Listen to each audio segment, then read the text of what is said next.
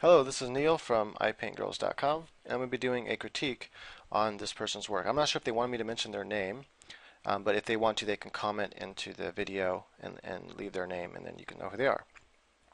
So I think the piece is actually pretty good. He let me pick any piece from his account. I chose to pick this piece because I think it's a good piece, but there are certain things that could be strengthened by, like by perspective, and also by color, and then form. I think form is most important, and that's why I'm actually coming out with the course Master Form and Dynamic Lighting and Color. I think it's all going to be part of it because it all kind of goes together. Color not so much, but I'm going to make it part of that course I think anyway. But definitely light and form are kind of one subject that go together. Light is affected by form, and form is affected by light. Light reveals form, and form shows how lets light play its thing. Right. So I think the subjects are to go together and should be treated together. Anyway, so first thing is we can improve this piece by thinking about how light hits the form. The next thing is color. As you notice, the helmet here is kind of monotone. There's not a whole lot of difference in colors there. And if we kind of add more color to it, I think it would bring out the metal more and make it look, I think it's supposed to be metal, I'm not really sure. It looks shiny enough to be metal. And in that case, you also want to add darker darks to the metal. Perspective also is a little bit off, so we know where the horizon line is because we can visibly see it right there. Anything above the horizon line, we're looking up at it like this. Anything below the horizon line, it goes like this. In other words, if you have a human body, if the waist is above the horizon line, then the waist doesn't look like this. So, in other words, let's say I'm drawing a belt, and it'd be like this. I'm looking up at the person, so that's all above the horizon line. And also, if the crotch is above the horizon line, I'm actually going to be able to see even a little bit underneath the crotch of the pants, let's say, and the pants are going to come down. All of it, I'm looking up at it, like so. However, and then this shirt would be coming up like that. If sleeves come off of the shirt, they're going to be up like this. They're not going to be down because you're looking up at the character, and then the arms would come out of that and so forth. However, if looking down, not necessarily looking down, it's just the oh no, I forgot to set all that. Well, that sucks. Hold on a second. Well, I just realized by closing that, I just delete all the other layers. Oh well, there goes that. So I was just going to quickly show you instead of having to go through and paint it all again. I was just going to show you. But anyway, if the waist is below the horizon line, then you draw it like this. And make sure I make a new layer this time. I need to change my history to I have more history. So now you're looking down like that. Not necessarily looking down. You're not necessarily looking down at the character. It's just when they're below the horizon line, it's below your eye level, and so everything kind of comes down like this. And all the lines would subsequently follow like that. If there's lines on the pants, they would be like that. Let's say there's a gun thing here that's to hold a gun or something. Strap on the pants, it would be shaped like that. You wouldn't draw it like this if it's below the horizon line, and that's important because all this is wrong. Because this all looks like we're looking down at the character, but if we're looking down at the character, then this is wrong, and so you have a contradiction here. If you're looking down at the character, I just made a really quick model, and this is a really good way to kind of figure out, hey, how do I want to kind of be viewing my character? How do I want to draw my character? How do I want to make the lighting? The lighting here looks a little more dynamic when you bring the light a little bit more toward the back. You can see the shadows coming off this way. That's important, is knowing that the shadows are going to be there behind the character, which is also the shadow here be wrong too, because the shadow, all this implies we're down here and we're looking up at the character kind of because of the way the shadow is here. And I think that's actually a cool way to do it rather than looking down at the character like this, but it looks a bit more boring, but it's still kind of cool. But look up at the character is a little more exciting, and because we're kind of looking more up at the character, then we know we'd kind of see the bottom of the crotch here like you can. You'd see a little bit probably bottom, not that knee, but maybe a little bit bottom of that knee. You'd see some of the bottom of the leg here, this is all the top of the leg, and then you can see the bottom of the leg. So all this is correct as if we're looking up at the character. Also, this here, we're kind of looking directly at the toes, meaning implying that the camera is down here somewhere, and I think the horizon line should be a little bit lower even because of that, because we're kind of looking up at the character, so the horizon line will get lower. But because we're looking up at the character, we're not going to see any of this here. That's just not possible. And so there's kind of a conflict there. So instead what we want to do is draw the shoulder coming like this, and we're just going to be seeing the side of the shoulder. So in other words, the part of the shoulder we're going to be seeing is this part of the shoulder right here. That little sliver that we see is going to occupy this entire space here, like this. And the neck is going to be coming from around the back there. All the lines are going to come up. The chest line is going to come up like this. This is all going to come up. And so we're going to be seeing actually be more like this. And we're going to be seeing this whole bottom part of the neck here. So this is going to all be in shadow, let's say. And we're looking, it's not necessarily going to be all in shadow, but I just want to show that we're looking, this is turning away from us because it's the bottom of the neck. And so it's definitely going to be darker. Right, so we're looking like so. And as we're coming down here, again, we're still looking up at the character. So that, it'll all be correct. It'll be more like this. You really want to see a lot of that bottom part of that leg right there. This part of the leg, however, is going to overlap that, so that's correct. This comes in front of us, and so forth. By changing this, then, it matches the whole perspective better. Also, it's kind of weird that he turns his head straight at us like this. It might look better if it's more kind of to the side a little bit. So instead, you'd kind of have the whole mouth area like here, and then kind of come like this. You'd kind of see more of a side angle. And dragon heads usually always look cooler, more from a side angle anyway. So by making it more of a 3/4 view, you'd kind of be able to see more of this whole side view kind of look to the dragon. Then you'd have his horns, however you want to draw them.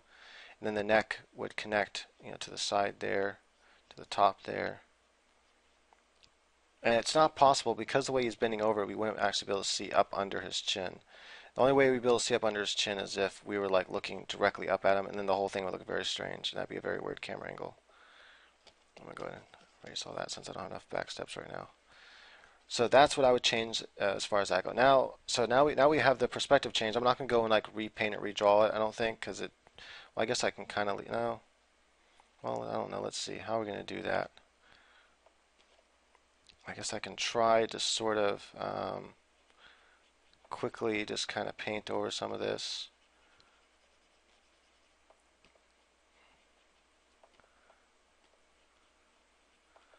And really just kind of more focus on form and not really on anything else. And so when I did that quick sculpting, all I did was I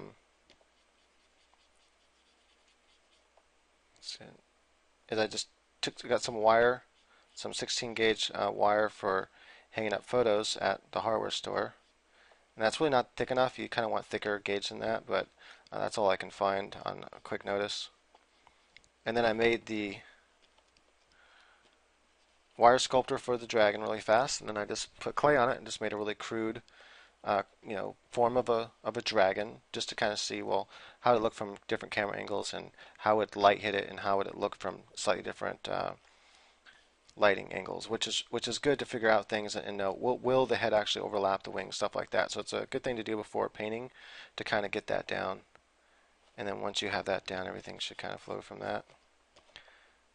Alright, so all this would actually be more out here like that. Okay, so I'm not going to, like I said, I'm not going to worry about the details. I just want to show the form there.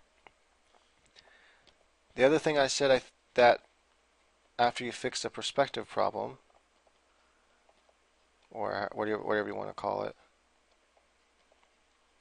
is focusing on form. So one thing about form, you'll notice that the lightest part of something, so notice here, this might look just as light as this, but it's not. Watch. Take that color, look how much darker it is. Take this color, look how much lighter it is.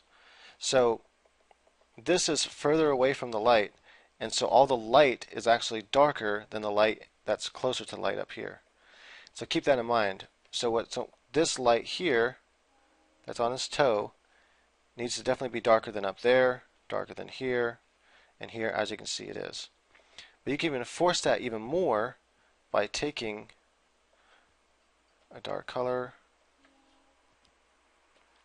and just kind of going over it just a little bit and just kind of muting out just a tad, not much, and it kind of forces that whole thing. Maybe mute that just a little bit. Not mute it, but make it a little bit darker. And so that kind of forces that whole perspective a little bit more.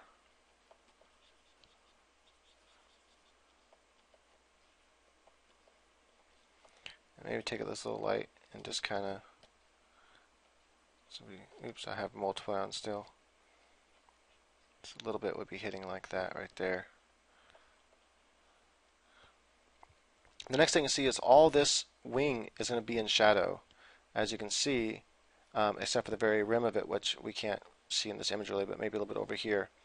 But all the rest is going to be in dark shadow. So let's go ahead and take multiply again, make a new layer just in case. Take a dark color and kind of just fill this in.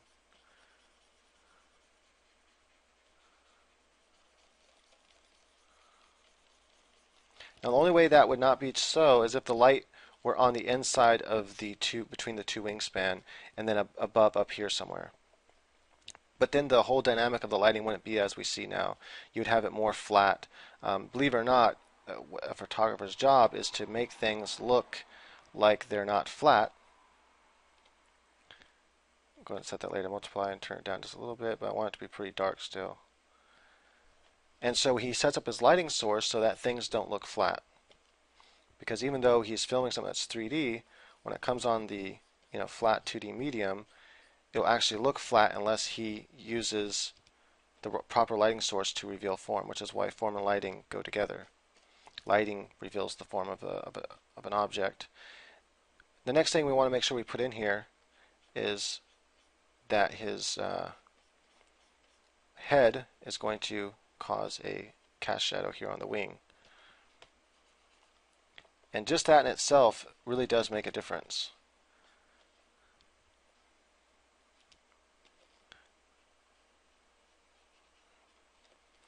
Next is that this whole side of the face mask is closer to the light, and you have lit it up that way, but I would even stress that more by putting some of that, all that side of the face more in shadow.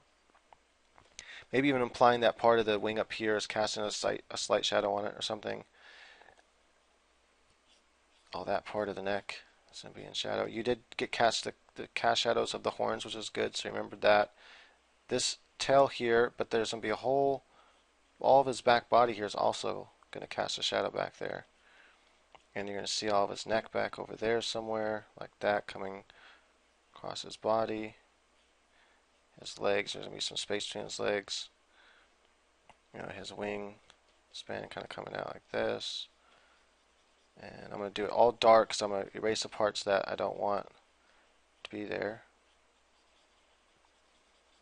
Maybe his wingspan even be bigger, like way out there somewhere. And then kind of erase some of, oops. I should have kind of did that on a separate layer, that's okay. As shadows get further away, they get lighter, so I want to kind of show that. Anyway, so you kind of want to put the shadow back there somewhere. It doesn't have to be perfect, just you want to show that there is indeed a shadow back there, so that you because it should be behind the character more. Of course, that's from looking more down at the character. This is more looking from this area, so the shadows are going to appear a little different, more like this. If you need to kind of know more what the shadows would look like, then feel free to make a quick model. I'm going to put all that darker, all this darker, just to kind of reveal everything else more. Let's see. We could actually add some light to all this part of the tail here, unless this wing is blocking it, but it's really not. As you can see, well, it really just depends on the angle and everything, but in this case I don't think it's blocking it, so we can actually add, I'm on the wrong layer, some light where it's all going to be hitting the tail here, the brightest parts, and then take something like this and kind of move it away. That would all be kind of shadowed from the leg. I think we'd get a little bit of light there as you have it. And I would, personally, I would actually draw his feet a little different to where you show the ground's pushing up into the feet more. And so I would kind of change the angle of the foot to where this kind of comes down more, and then at an angle like this. So let's see here. I would take the foot and kind of draw it more like this. So it'd have the ball where it's connecting here, and then you have the foot coming down like this, and then coming across more. And this would show that I'm doing this very quickly, but this would show more that it's really pushing into the ground there. And then this would be the back part, and then all this right here connects, and then you have the leg.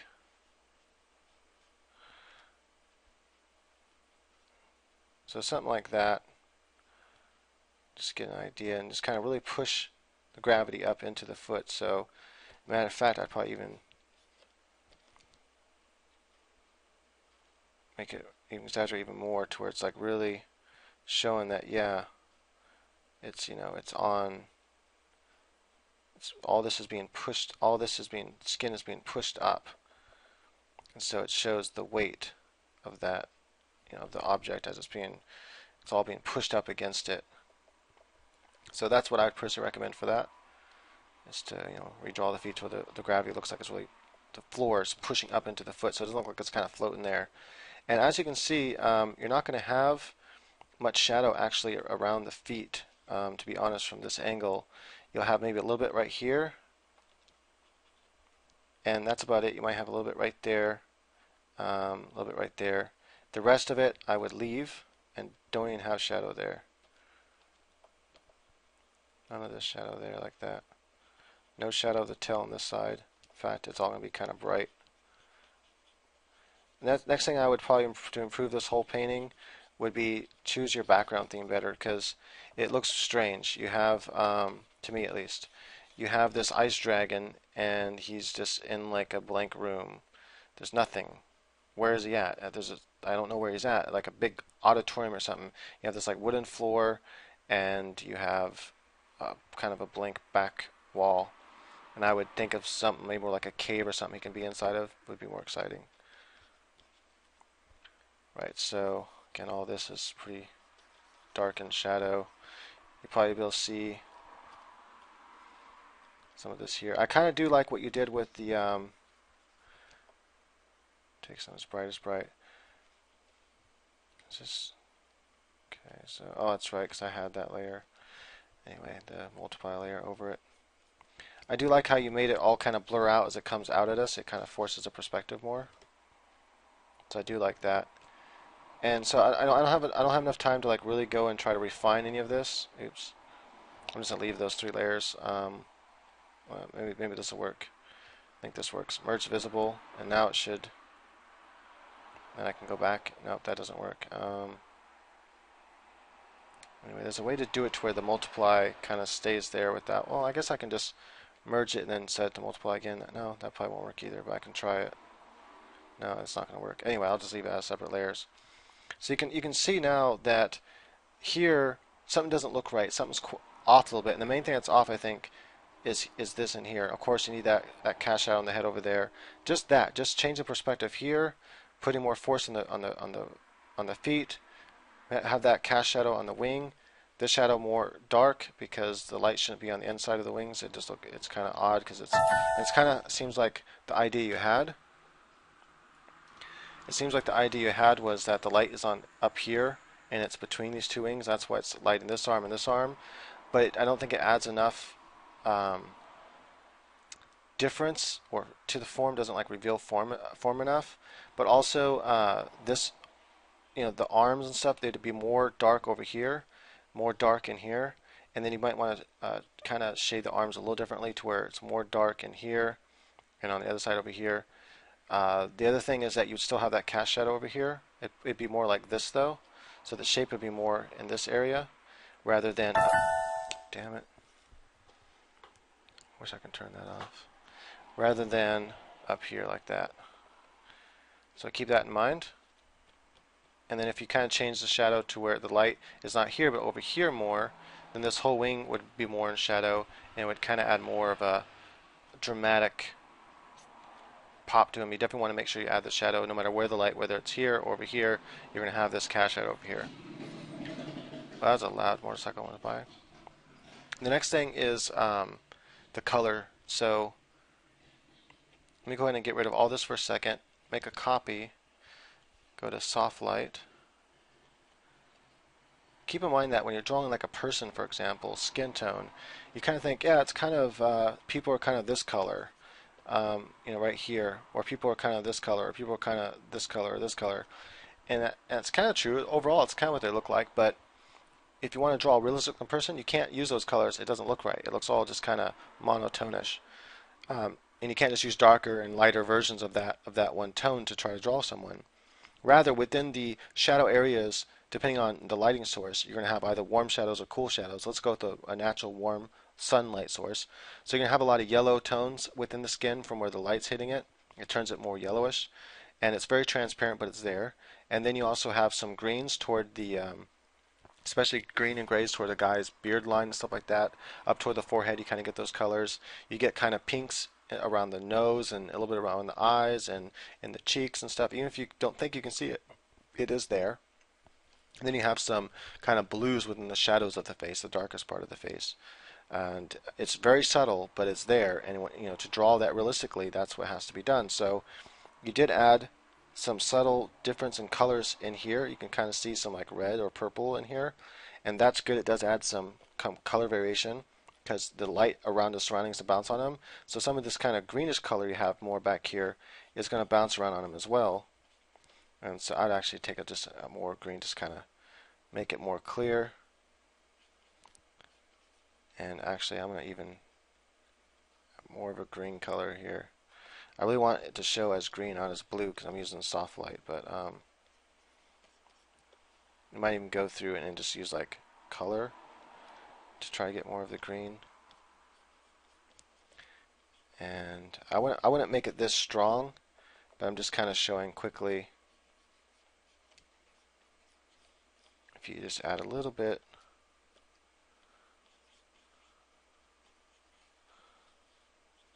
color variation with like the green like that. I might even go to saturation, just kind of bring some of that down. That's not working. Wrong color. I meant you have to pick a grayish color to do saturation.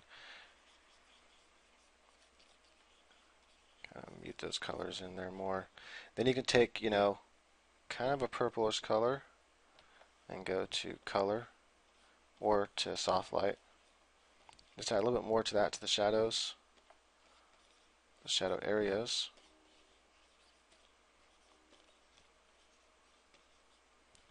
Maybe even take a little bit of red. Just add a little more color variation. So the overall color is starting to look kind of, more of a bluish. Maybe add a little bit of blue back into some of that just to kind of get rid of it. Definitely add some blue into this because this is metal, or it looks like metal, or some very reflective material, and so all the color of him is going to mix into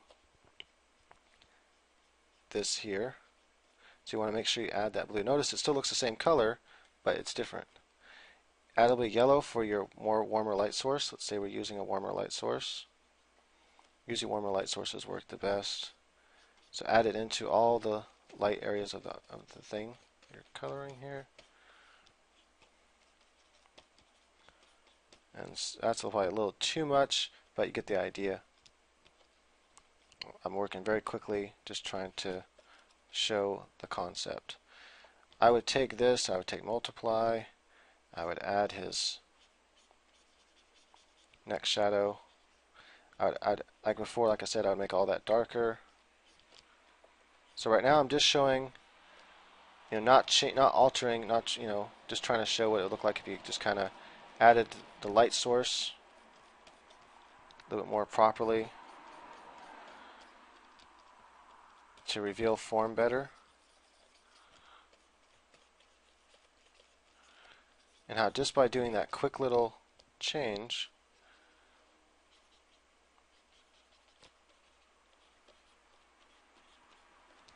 and of course adding the shadow of the beast back there. His head, whatever, the wings coming out, wherever they're just really quick before he settles more into this space. Oops.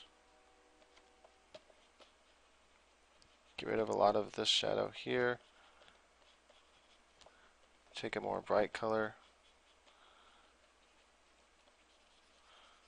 Have all those planks. And then take that darker shadow color and just pull it on the side. That right there.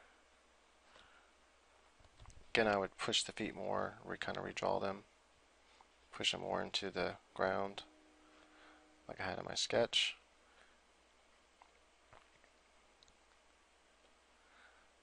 And so you can see that, changing that perspective a little bit in the muscles. We're looking more up at the character. Seeing bottom of the neck will also help a lot too.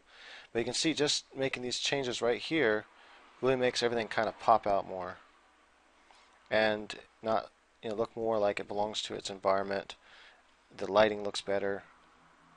Making that change here too, but I don't want to take the time to like paint it all, would also make a big difference too if I were to show that, like more finally done. More finalized. And I'm going to go ahead and take the saturation brush again. Just going to kind of tone down a lot of this because it's just too much. I added too much color. So, and I could, add more blue to everything to where, it looks more like the iciness, but you really want that kind of color variation in there. And you can see, like I said, you had some color variation in there. I would just add more of the yellow lights and stuff like that. In fact, let's go through it one more time, just really quickly here. I'll use saturation this time and see what happens. Just add a little bit. No, that's not going to work. Let's go to soft light. Just add a little bit of the yellow. Make my brush smaller so I have more control over where it's hitting. I'm trying to be really light with it. Just want to hit some of the warm spots where the light is hitting mostly. And then I would take multiply 2 real quick. Kind of mute some of this down here.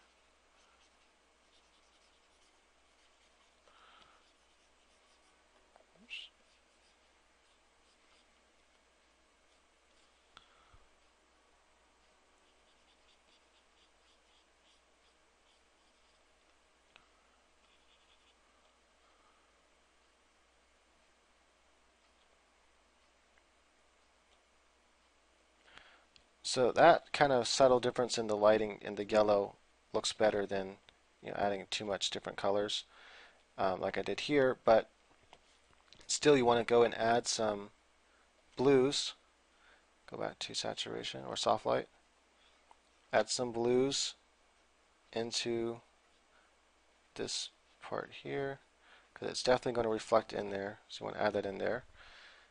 Take some greens, and definitely want to add some greens, not too much, just a little bit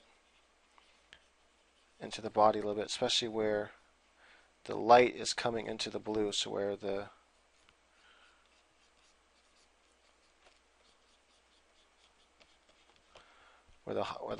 this light part here is turning into the blue color. A little bit more warm light, just kind of warming all that up there. And then, of course, the same thing I did before, so take multiply and take a darker color and just kind of make that wing a little bit darker, make this wing super dark so it's mostly in shadow. All that right there as well. Definitely take this, make this all in shadow for his head. I wouldn't make it that dark probably, but multiply, you don't have a whole lot of control of multiply. I would have made it a separate layer and stuff and then erase some of it, but you get the idea. Still, I would take the tail and I would take some of this light highlight, and I'd bring it back into the tail, because all that would probably be hit by the light. Come around this way a little bit with it. Then, the leg cast shadow there, but you have the right idea over here too to bring the light there. And finally, of course, take the shadow of the dude and put him back there, kind of fading. See some of his head and his wing coming off his body and coming out and over there. Actually, it'd be all behind him, so none of it should come in front of him. My bad, sorry. All that wing should be. Damn, freaking crap. That's the driver problem. Erase some of that as it's going further away. Get the idea though. These are the wing shadows over there. Probably come behind over there a little bit. So just make sure you have the shadow behind them, and I would have all that be ground back there and not any wall. And then so that way it's like you can see the ground behind them and the shadows hitting the ground. So you can see the difference. It just depends on how much color variation you want to add and stuff like that. But this is more true to the colors you have. But that little bit of color variation is going to help it kind of ground it into its surroundings. So you can see all those different colors just slightly hitting them. Especially the mask, you can see adding that little bit of blue and yellow really changes the mask big time. Doesn't make it look, here it just doesn't look like it belongs. It looks like it's kind of more cartoony, and this looks like it more belongs now. It has the proper lighting and stuff. You might even want to, come in here, and I forgot to change this setting too. I'm gonna have to go. I forgot to do that. My Photoshop, there's a way to change the setting to where your increments zoom in differently. So I'm gonna have to go back and change that. We can add a little bit of, highlight with like blue highlight there if you wanted to, where it's bouncing off into the metal. That looks really cool. Right, so that's that, and hopefully you enjoyed this critique and it kind of helped you. Again, I'm coming out with an entire course on form, starting from the very basics, from the ground up, the stuff that you should listen to, you should follow it if you're in any sort of art school. If you're reading books, you should read all about it, you should practice it. That is, doing the things like spheres and cubes and stuff like that. Anyway, you'll start from the most basic idea of form and light, and then it'll go to the most advanced forms of light. So it's going to be master form and lighting, and I'll probably go ahead and add color to that as well, but that might be a separate course. I don't know yet. Definitely, at least some of perspective will be in there, because perspective is part of form. Anyway, yeah. So stay tuned for that course. It's awesome. It's going to be awesome. I'm not quite finished with it yet, but yeah, that's what I've been working on lately. Again, thank you for watching. I hope you enjoy this. Leave your comments. And hey, if the person that drew this want to leave a comment, let us know who you are. Feel free to do that. Anyone else wants me to leave, make a commentary of some of their artwork, then go ahead and give me a link to your art and what you would like me to comment on, and I'll try to get around to it.